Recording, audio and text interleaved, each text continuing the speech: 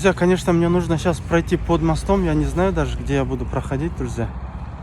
Вот, смотрите, здесь две дороги. Кстати, вот она, собачка наша.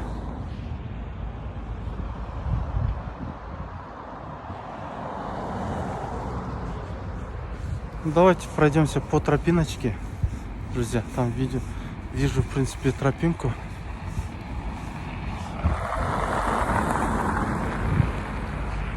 Но такого прям пешеходного тротуара я не вижу. Ну, может быть, она где-то есть, друзья? Напишите комментарий. Пообщаемся.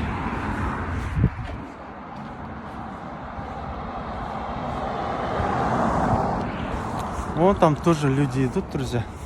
Спускаются. Я не знаю, вам видно, нет?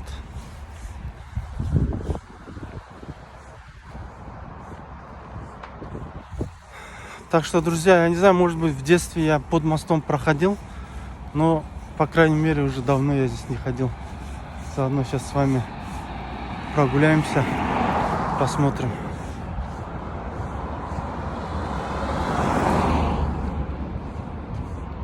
Оказывается, у нас в Таразе много таких, да, мест под мостом, друзья.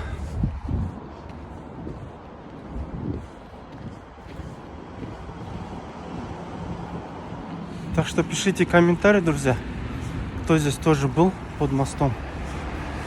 Вот. Давайте пообщаемся.